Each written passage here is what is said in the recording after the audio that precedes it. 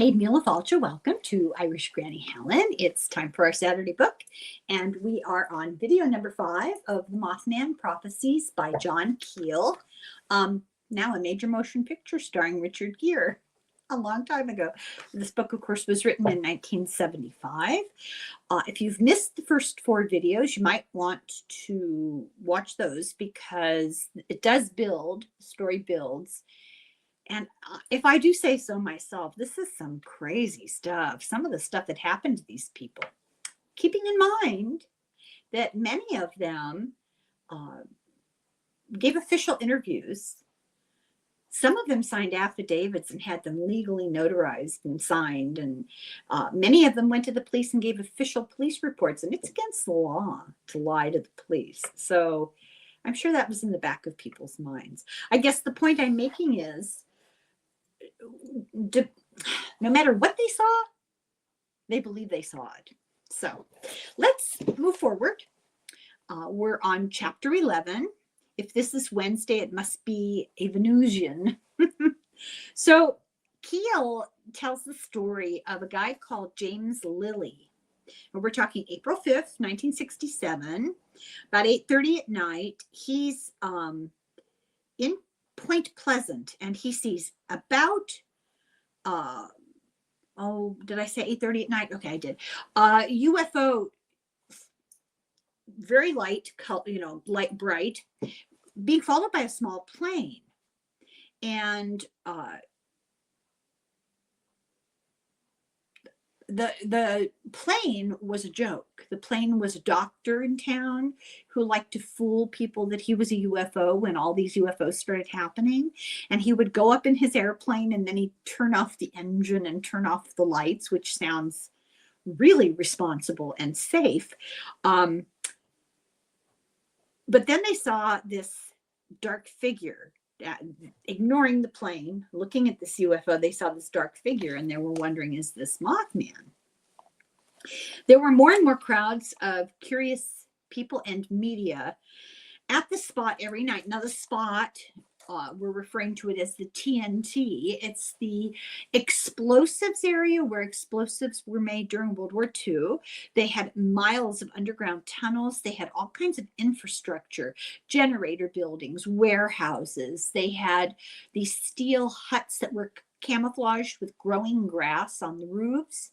They were used to store explosives, and a lot of the huts had been cleared out. Some of them had sold, some of them were still there, but empty, and the pretty expansive area. And rather than explain that every single time, and I think John Keel felt the same way, he just called it the TNT area. So sometimes this light that people would see would settle in the backyard of the Kellys, the neighbors of Lily, but their names are so similar.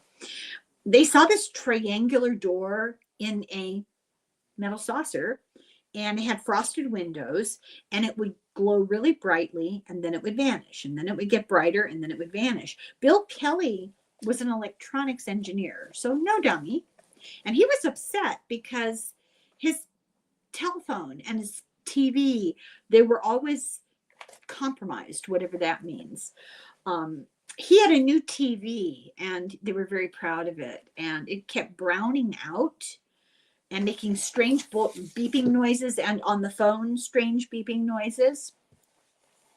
So John Keel and Mary Heyer, the newspaper reporter, were observing activity in the night. They were looking down on the area of the TNT facility, hoping to see Mothman, and also in the sky, and they could see what was going on with other people at the same time. They saw the black object that was flying through the sky. At first they saw the light, but then they saw this black object and they thought, is that Mothman? And they could tell the difference between that and the airplane, and there was no confusion. Back in Mary's office, the phone was in chaos. All of the phones were ringing constantly because people were calling in reports to the newspaper of what they'd seen. By April 5th of 67, Keel had more than 700 UFO reports just in that 1966 period. So for 1 year only, 20% happened on Wednesdays, which is that's kind of weird. The same happened in October of 1973. There was this flurry of UFO activity, and most of it happened on Wednesdays. The question is, if the ETs claimed that they were ignorant of our time measurement or time frame, why would they keep a rigid time and day to show up? They always showed up around 8:30ish, darkish on Wednesdays, and witnesses said it was like clockwork. They could plan their dinner around the UFO arrivals. After ridiculing Keel for suggesting this, Dr. David Schindler of Colorado University, I think he was working with the Condon group, he took a computer, and this was new stuff, and he fed several thousand reports into this computer, and he got the same result. About 1 out of 5, about 20% were showing up on Wednesdays. And apparently, I don't know, but apparently that's way above any laws of chance or averages. In March of 67, Keel got talked into doing a television discussion. He really avoided publicity. And he said then that the best time to see a UFO was on Wednesday night about 10 o'clock. And local women tested this, and they went out, to see. And they did indeed see 3 globes of very white light in a V formation around 10 o'clock the next Wednesday night. And researchers globally began to look at this after they heard, being discussed in the United States.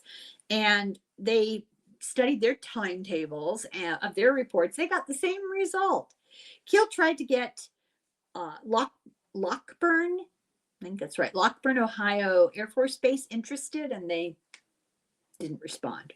However, in little old Point Pleasant, they soon saw a huge number of strangers arrive in town. Now, they stuck out like sore thumbs because they did not look local and they didn't look normal. I live in a small town, and when there are tourists here, you can tell. It's really obvious. Anyway, they described them as having the same appearance. They were very clean cut and looking very uncomfortable, walking around in formal civilian suits and ties that seemed a little old-fashioned, but very, put together. And one day, Mary was in her office, and somebody came in and said, "Is there a convention in town? Who are all these guys that are walking around?" Keel tried really hard to maybe interview one of them, and they wouldn't talk to him. One night, in a car with 2 other people driving around this TNT area, they came upon a large black Cadillac parked in the shadows. They stopped. They saw a well-dressed guy with a microphone sitting behind the steering wheel, and he refused to talk to them. Keel walked up, and, I'm assuming he knocked on the window, and the guy wouldn't even pay attention. The TNT area, they drove around that. Keel spent the whole day talking to witnesses. Then he'd spend the whole day driving around the TNT area. Then after that, he went up to that hill that was sort of an observation point for him and Mary until 4 o'clock in the morning. And then he'd go across the Silver Bridge into Ohio and go to a hotel. Near his hilltop, he and Mary saw heavily forested ridges, and there was one particular ridge which at night at 10 o'clock every night, a red, especially Wednesdays, a red glow appeared. By day, they hiked up to that area, and there was nothing. There were no buildings, there were no houses, there wasn't even an accessible road. They had to hike through underbrush and trees and stuff. So this area seemed to be where the object that they saw in the sky, that weird thing, was coming from. On the night of April the 6th, he and Mary saw a light at 10 o'clock, and then a second light in the trees to the north, which is where they'd seen the object descend. So there's one light, red glowing light, kind of like eyeballs, in this one section. And then over here, there's a white light, but they had seen things go down behind that point, not on the red light side, but on the white light side. The lights both seemed to move slowly through the trees. They weren't stationary. Keel flashed his light 3 times at the southern light, and he got 3 extremely bright flashes in return. The red light rose 100 feet above the trees, and then it went out. They couldn't see what the light was. The north light disappeared behind the trees. So he provided a notarized affidavit, and Mary signed her affidavit about this. He documents this book. There's a lot of information about documentation, footnotes, and that kind of thing. It's boring and repeated, but anybody who would feel that perhaps all of this is made up. Now, I just recorded a video for the next week or so about John Keel, and one skeptic from a skeptic group accused him of not being consistent. His field notes didn't agree with his book facts. So I feel obligated to say that. I don't know the truth. And Keel refused to deal with him. He's not dealing with skeptics. So the next night, after seeing this light rise up and disappear, Keel went to the hill with Mrs. McDaniel and 2 other women. I'm sure she has a first name. At 10:15, this red light appeared again. He flashed it. He got nothing. Flashed the light at it and got nothing. He climbed the fence and got into the field close to the lights. Now the women are sitting in a car. The 2 lights on the ridge slowly came together, and then something new happened. A pale blue ball of light began hovering over the trees behind a farmhouse below. So that, you've got a ridge and trees, and there's absolutely nothing anywhere built there. But down below, there is a farmhouse. This light seemed to follow Keel's movements as he walked across the field. Back at the car, the women freaked out and drove off. I guess they had 2 cars. Keel stayed. The red light came on again, and for the first time, it turned white. It rose, and it was bobbing like a yo-yo, and it went all the way to the river. A bright searchlight from a boat on the river hit this thing, and it dropped down and it went out. The searchlight kept searching the skies trying to find it. The next day, Mrs. McDaniel told Keel that the reason the women left is they were freaked out, not because of the light, but because they saw a tall man climb back over the fence from the field and walk behind the car, and they thought that it was Keel returning, but then his flashlight went off and on in the field, and they didn't know who was that, and they realized the dark figure was not Keel, and they locked themselves in their car, which I can't believe they weren't already. And Keel had seen nothing. He didn't see any figure walking. Were they imagining things? Were there phantoms on the hill? Keel asks. That weekend, Keel went to a small town in Ohio to check out weird events. October of 66, at 4 o'clock in the morning, some old guy couldn't sleep, and he got up to take a walk in the middle of the night, and he saw something a man would do, but I doubt that many women would do that. He saw a strange shaped building, like a galvanized iron shed in the middle of a field, and there had never been that one there before. It was his neighborhood, He felt enormous fear all of a sudden. Looking at this thing, it had no doors. But he did hear a male voice from inside the shed say, "Don't run." So he walked away as fast as he could and got his rifle and came back. The shed was gone. There was nothing there, with no sign that anything had ever been there. He was a wreck for days. He called the sheriff, who promised to come out, but the sheriff never showed up. Keel saw that this field was right next to a school, and he started thinking about it, and he noted that many of these phenomena happen around or even near schools. It's kind of weird. The statistics are, now I looked this up, and what I could find did not agree with this, but the statistics are that the largest number of witnesses are between 7 and 18 years old. The majority of adults are chased in cars by UFOs or entities. They're teachers. The majority of those that this happens to are teachers. And they're especially high rate of teachers of special needs or high IQ children.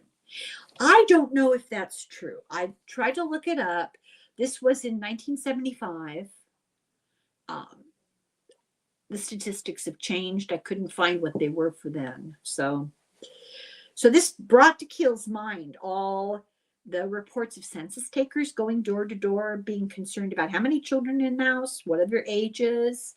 And like I wrote down, I couldn't find the statistics to support or negate this. Chapter 12, games people play. There was a stupid rumor in 1967 that Woody was pregnant and hiding because the strange happenings in the area had so fractured the credulity of everybody that anything seemed possible to the people. In a small community, gossip travels like wildfire. A pregnant man, okay, now just put aside present day advances and changes because it's not part of the story and it's not a good place to argue about it or to even discuss it right now because of the heated emotions involved and YouTube. So let's just stick to this book from the 60s. A pregnant man was no more absurd than the winged behemoth or the gigantic illuminated forms that cruised up and down the Ohio nightly. People were beginning to say, if this is possible, anything could be possible. And at the time, that seemed impossible. A fantastic new world was taking shape, populated by spacemen who drove Cadillacs and Volkswagens, psychiatrists who heard bodiless voices in the night, and things that ate dogs and cattle while everyone was looking in the wrong direction. Keel felt watched or followed. He started to feel like, on the back of his neck. He became secretive, but he still felt followed. He was trying not to give out too much information. He told no one, and he went to a farm to talk to a witness. After he got there, the phone rang in the farmhouse, and there was nobody on the line but weird beeps. And the farmer said, well, we've never had a call like that before. The phone would continue to ring and ring and ring until he left, and then it stopped. He began doing spot checks, like telling no one, not even knowing himself, and he would just randomly stop by people's houses and figure out who had seen something and who hadn't, and who had reported and who hadn't. Mary went with him because people knew her and they trusted her and they opened up to her before they would open up to a strange man. And many had unreported stories. It was kind of surprising. In the hills, there were many stories about footsteps on the roofs, strange metallic clangings, a car door slamming outside the house when there were no cars. One family showed how the flap covering the entrance to their attic kept moving. It was a hole in the ceiling of a bedroom and could only be reached by a high ladder. Others complained of gypsies marching across their property late at night, men in bright reflective clothing and women in ankle-length dresses, all with long dark hair and foreign-looking faces. This was well before the hippie explosion of the late 1960s. So he dropped by a farmhouse alone. He was met at the door by a guy with a large weapon, very grim farmer who said, I know who you are. We don't want anything to do with you. Get out of here. He told Mary, so that they went again the next night. She went with him, and he stayed in the car, and she went to the door to ask the questions. In about 10 minutes, she came out with the farmer. They were both laughing and having a great old time. And then the farmer told this quite in-depth story. So I didn't want to copy it down, and I figured I would just cherry pick from it. So bear with me here. 10 minutes before you arrived here yesterday, he said to Keel, I got a phone call. It was a neighbor of mine warning me about a crazy man, a dangerous crazy man with a beard that had just been to my neighbor's house. He said I shouldn't have anything to do with him. 10 minutes later, you show up. After you left, I called him back. He was out in the field. He'd been in the field all day. He'd never been on the phone. His wife had to go out and get him. He hadn't made any call. Okay. He showed Keel his new electrical box that he had to replace in the barn because the old one burned out. It looked like a welding torch had been taken to it. Keel knew of identical stories from New Jersey weeks before, except when that happened, all the cows in the barn were dead in their stalls. The farmer then told them strange guys from the electric company came and did something to the transformer on a pole outside. They wouldn't talk to him. There was not a regular electrical truck that they drove up in. It was just a blank truck. They had on weird shoes. Keel and Mary left, and she wondered, how could anyone possibly know that you would stop there? It wasn't planned. It was impulsive, just random choice. Early in New York City, he had called his friend Gray Baker and arranged to meet in Point Pleasant next Tuesday. Keel immediately called Woody, who had an unlisted number, but Keel had it, and he talked to Woody's wife. Keel said, I'm coming to West Virginia next week. And she said, I know, you're having a secret meeting with Gray Baker on Tuesday. He was shocked. He said, it's not secret, but I just now talked to Gray and arranged it for the first time. We didn't know we were going to do that. How did you know? She said, Charlie Cutler in Ohio told us a couple of days ago. And Keel said, how could he know? I hadn't even talked to Baker. This is why he felt surveilled. Cutler knew things days before Keel even decided to call Baker. What? So he notes that contactees develop weird psychic abilities. Also, contactees often are fed false narratives by ETs to spread them around just for whatever mischief he doesn't understand. There are stories of crashed UFOs, military engagement, farmers wounding ETs. They're all false.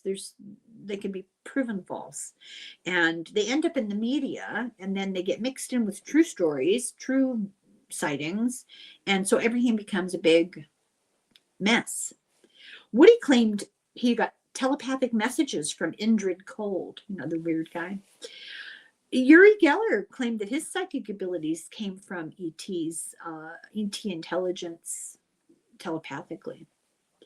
Keel sees pattern. Uri Geller, by the way, was kind of a big shot still in this time period when the book was written. Keel sees patterns for contactees, and the same patterns for people who see ghosts or have religious apparitions. Prior to the first contact, over a span of many years, sometimes beginning in childhood, they have weird events in their life. They have growing latent psychic ability from childhood. Religious apparitions share similar features to ET appearances. Long fingers, that strange complexion, nobody seems to find the right. I've heard dusky, dark red, olive, strange complexion, dark complected. Nobody can really put their finger on what it is about it. But it's not common. It's not a typical, it's not one of the usual, it doesn't look right. I guess is the best way to say it.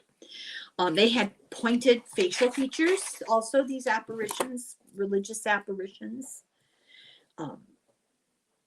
Flying saucer lore from the 40s to the 70s usually come from sightings that are not investigated well. Maybe amateurs, maybe true believers, but not any kind of impartial investigation.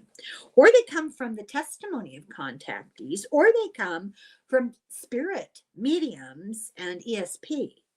Also, scientists use probability to admit there likely are ETs, just by the numbers. He has opinions about exobiology, but I think science on this has developed, and astronomers know way more about planets now.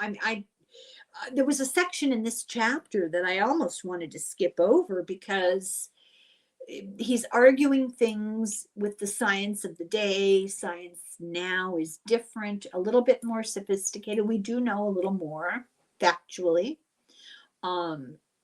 So rather than just get into it, I figured, you can read it, but it doesn't lend anything to the story of Mothman.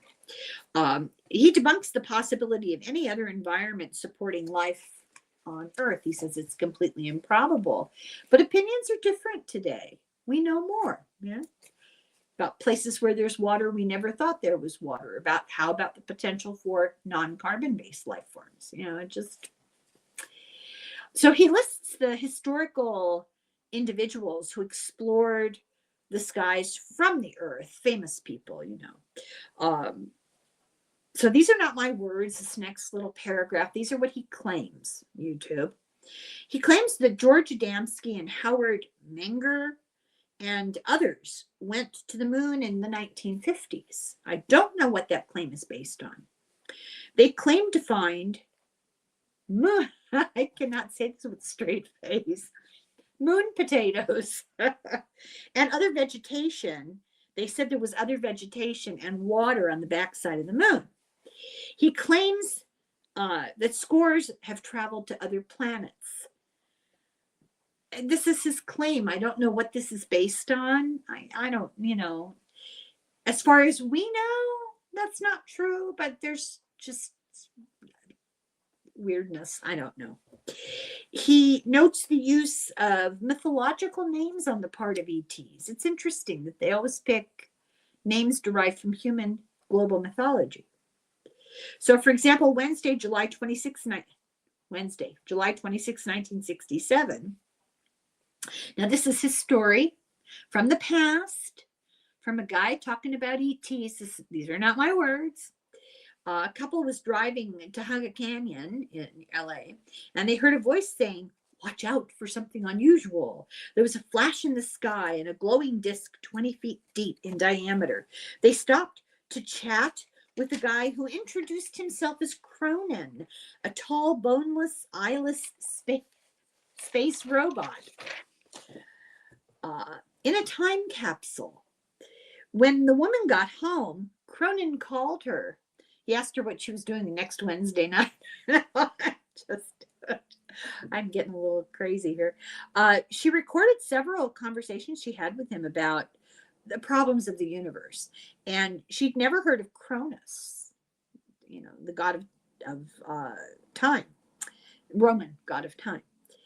Then there's Ashtar, from the Phoenician goddess of love, Ashtoreth. Communicated with believers of UFOs for years, was appearing at seances with Ouija boards and mental telepathy. And, to people who really didn't know mythology.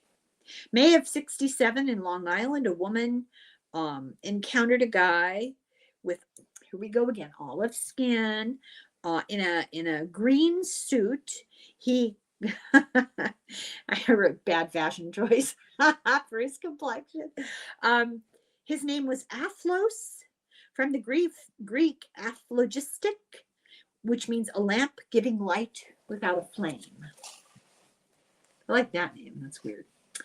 Woody's Mr. Cold was not a myth name, but he got the same stories from the others, the same stories as the others had.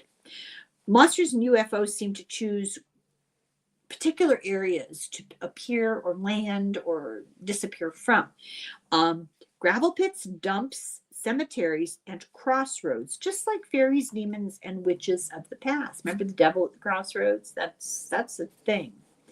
Especially crossroads or roads under construction where old roads once intersected. He speculates about ley lines. This is a grid system, ostensibly this grid system on the Earth. And he investigated aerial photographs and old maps of West Virginia, but he didn't get enough information to be able to draw any conclusions about sightings in relationship to ley lines. Most artifacts of earlier cultures, like native cultures, have been destroyed when the Europeans arrived, and there was no written record because everything was destroyed. A study of British ley lines remarks that names that appear with great frequency along, like people's names and street names and town names along the route of the ley lines, are red, white, black, and cold. Were the ETs intentionally referencing ley lines? Was there some reference to Old English mythology here? He then described September of 73 in Georgia. A Georgia psychic claimed contact with somebody called Zandark. Why do they never call themselves, like John? Why do they always have these really odd names? Okay. He identified himself as a member of the United Cosmic Council, a commander-in-chief in charge of directing technical transmissions via mental telepathy, or the combination of mediumistic telepathy under the direction of the Confederation of Cosmic Space Beings. That's all capitalized. That's his title. Jeez. Zandark delivered the usual, we come to bring peace, and claimed credit for building the Sphinx, the pyramids, and other structural phenomena. And he advised the world to shape up.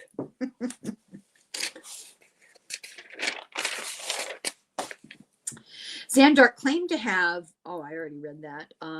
He chastised the people of the world. Then he began with Adonai Vasu. So psychics were told by the ETs that this is Atlantis talk, the Atlantis language, Atlantean, I don't know, for peace be with you and love forever. Italy, at the very same time, there was an Italian contactee claiming years of conversations with ETs, who always ended conversations with, may the light of the universal peace be with you, Adonelisis. And this is a Romanization of Adonai, which is the Hebrew for God, and Vasus is Latin for servant. So Adonai Vasu means servant of God, and that's what this alien was telling him. So was Zandark an angel? Are ETs angels? Are angels really ETs? It's weird that all these similarities sprang up at exactly the same time, oceans apart, and at seances. That's notable. Long before computers. This is not, somebody's on the internet telling them what to say. Keel found the same messages and phraseology in books that were 200, 300 years old. And especially at this time in the late 60s and the early 70s, these rare books were extremely hard to find. So then we have, this is funny, I don't know if I mentioned this yesterday. This author and investigator, Brad Steiger, for the longest time, I thought Keel was talking about Rod Steiger, the actor. He did investigating, and he said he interviewed psychics, prophets, contactees for a book he wrote, Revelation, the Divine Fire. And he found that people's communication with God, angels, spirits, spaceman, all receive the same information. All talk about impending disaster. Prophets from the ancient times were saying the same thing. So there's some examples here. William Miller, who started the Seventh-day Adventists, they said the world would end in 1843. They got it on good authority, aliens. Native Americans had the same message from the sky people. Global prophets all over the globe, same thing. In Fatima in 1917, they warned of a disaster, but they warned of it in theological terms.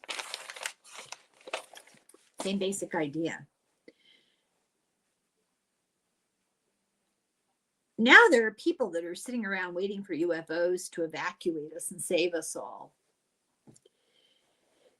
Then they talked about the end of the world coming in December 24th of 1967. People sat around and waited for it. Remember the comet Kahutek? I remember that.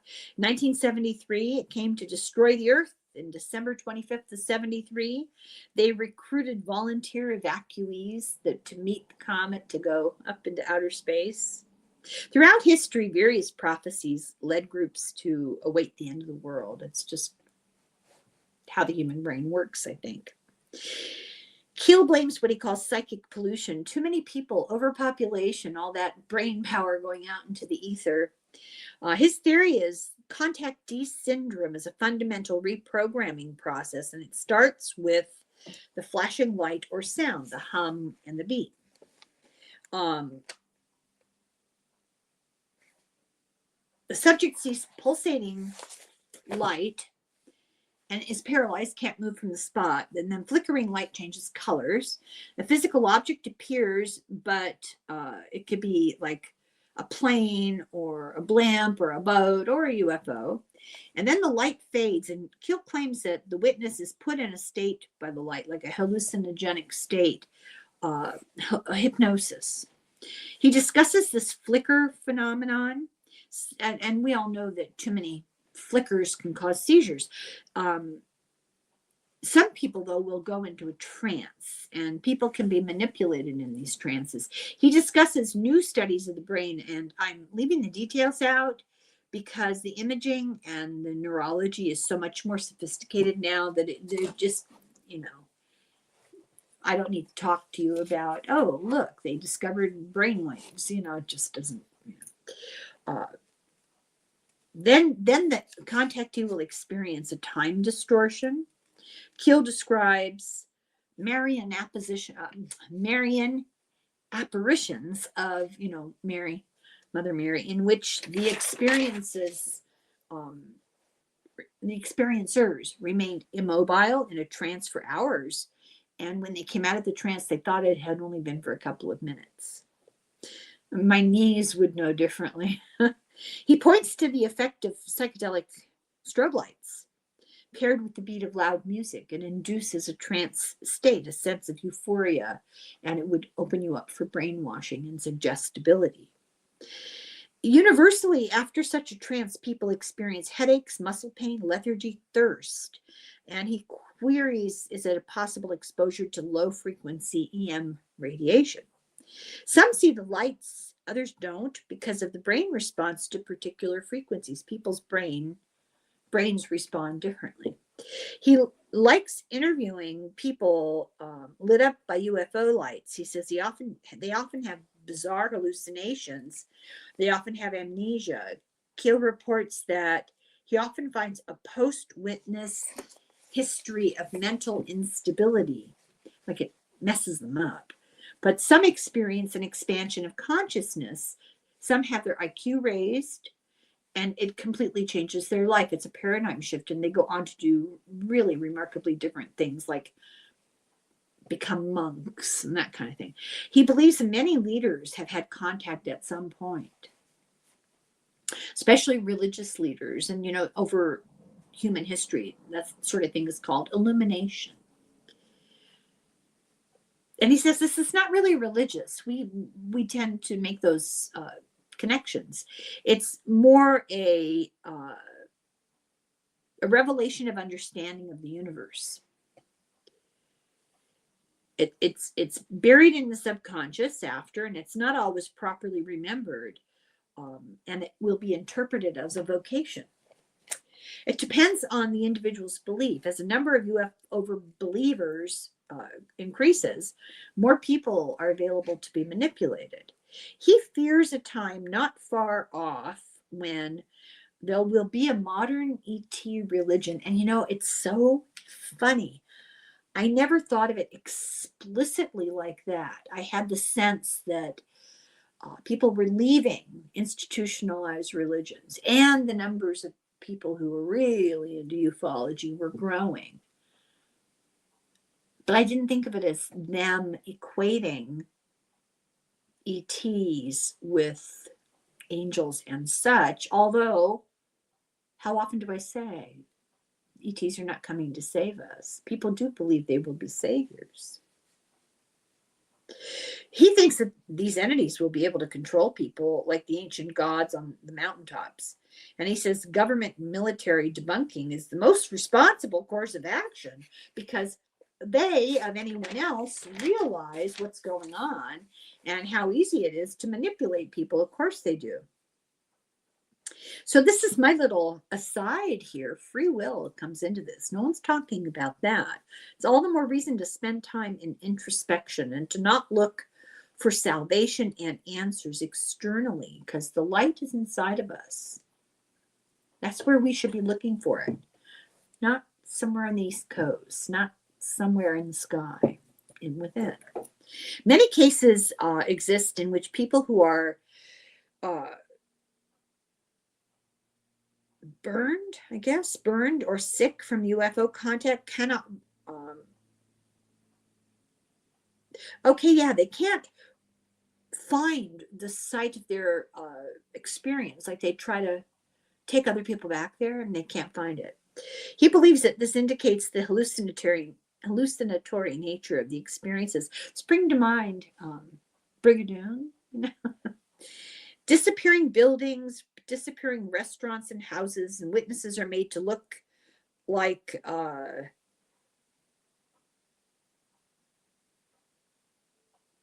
can't read my writing. It's so annoying. Oh, witnesses are made to look like nuts. He says that you could fill a book with all the stories that sound just absurd and weird. Chapter 13, Phantom Photographers. Witnesses interviewed by Keel got anonymous calls saying, how much did Keel pay you to say this stuff? Keel talks about UFO enthusiasts who bombard him with requests for proof, who are harassed and interfered with. Law enforcement and witnesses are tortured, with calls and stuff. They're hoaxed. Rumors are circulated and spread like wildfire about them and about what they went through. Cogden calls them deliberate obstructionists. Different UFO groups had open battles with each other. Isn't that always the way? Keel said that mentally ill people and those with seasonal personal disorders often dominate the discourse around this. For many groups, their ego undid them. Keel believed the CIA and the U.S. Air Force don't need to interfere to disrupt. They often did it themselves. In 1967, in Point Pleasant, such a mob of various crazy people and zealots descended on the town that the witnesses shut down. They couldn't talk about anything anymore. There were too many weirdos in their faces. Keel thinks that many were ordered to shut up, and he doesn't say by whom. I asked in the margins here in parentheses, by whom? By whom were they asked to shut up? The small local newspaper, the Mount Pleasant Register, did not cover the UFO thing. Mary Hyre did in the small newspaper, The Messenger. At first, Keel's policy was to publish only witnesses who were not anonymous, but so much harassment happened with the men in black and the sinister feeling stuff that he changed his mind and started using pseudonyms for these witnesses. Keel and the photographer were both photographed by weird strangers while they were walking in New York City right before they returned to West Virginia. They weren't together when this happened. Keel tried to downplay it, but it was creepy. It's weird men in black types who suddenly come up and take their picture. Mary continued to experience phenomena. Luminous objects in the sky shot beams of light at her house. The weird little man who had come to her office, he was back in town, and when he saw her on the street, he looked alarmed and ran to a black car and was driven away very fast by a large guy. He went so fast she couldn't even get the license plate. 3 nights later at 11:30 p.m., returning home, a big black car screeched to a stop in front of her house. A man got out, took her picture with blinding flashes, and she was momentarily blinded. This phenomena continued, and they were associated with men in black taking pictures. And you might ask, why is she outside the house? She just took her dog out. A man driving home at night was followed by a huge black form flying over his car with wings 10 feet wide. He went more than 70 miles an hour. It kept up with him, but eventually it turned away, and he was terrified. Months later, he came home to find a prowler, all in black. He couldn't make out the guy's face. The guy was about 5 feet 9 inches. There was a big flash of light. He was temporarily blinded, and the guy ran out of the house. 60 miles north of Mount Pleasant, a man named Ben saw a UFO hovering. He flashed his spotlight at it, and the light that was hovering from the UFO went out, and so did all of the total electrical system of his car. His phone started acting crazy with beeps. He got calls inviting him to a meeting and that he didn't know who they were and he didn't go. He had poltergeist activity in his house.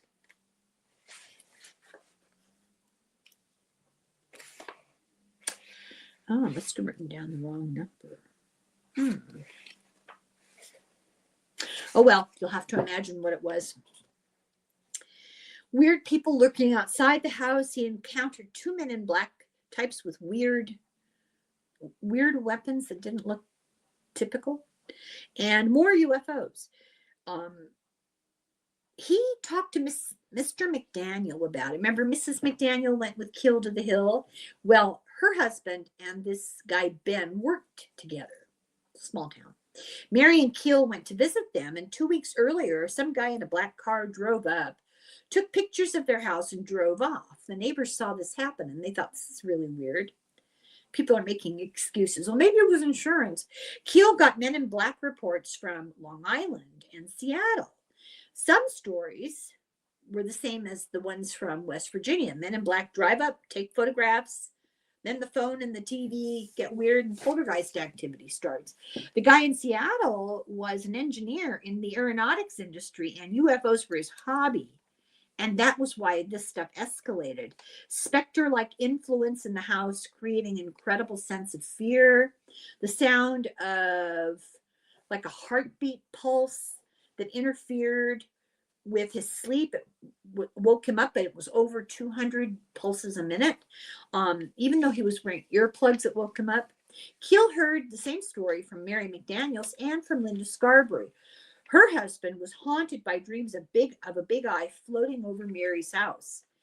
Cars were following people with plates that didn't exist. They get the license plate number, they'd look at it, it just didn't exist. The black cars' plates just were not real. People in England were complaining of the same thing. Keel notes that many UFO and photographer stories start with a bright flash of light. From the entities, sometimes there comes a bright flash of light, and in both cases there's sort of a paralysis. Woody didn't see a flash ever. He had a pretty different story to tell. He didn't see a flash. Keel found this, that the first flash happened, then you see an entity approach with a flashlight, and there's a second flash, and there's paralysis. Sometimes getting out of the car, there's a flash but no photographer, just a flash, and then paralysis. But after all of this, these people end up with psychic abilities. Keel recalls being in New York City high-rise apartment, seeing blue flashes between two buildings looking out his window. And when this happened, he'd start to get a phone call, just depending on what was going on in his life. In 1971, he moved, and there were no flashes in the new place until a major life change was coming up. Then they began again, and he even went outside to see what was causing the flashes. Right after that, he got a job that moved him to Washington, D.C. Every abrupt life change was preceded by inexplicable phenomenon. Okay. I'm going to stop. That's the end of that chapter. It's a little tiny bit shorter. I swear, my pens sprout legs. I can never find them. Well, that's the end of this. The end of this chapter. And we will proceed onward with the next video. And in the meantime, keep in mind that this is new stuff to these people. They've never really heard of flying saucers and aliens from outer space. Spacemen, flying saucers is what they called them, not UFOs, not ETs. It took a while. Men in Black, the movie hadn't been made. The movie was based on Keel's descriptions. And it included that paranoia of the government and the military, CIA. Just keep in mind, this is all old hat for us, new for these people. So we'll quit here. And nobody talked about psychic abilities in those days. Are you kidding me?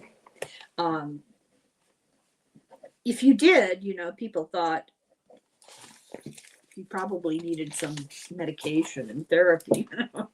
Okay, that's the end of that. I'll be back soon. Thank you very much for watching. Slunkafoy. Slunch.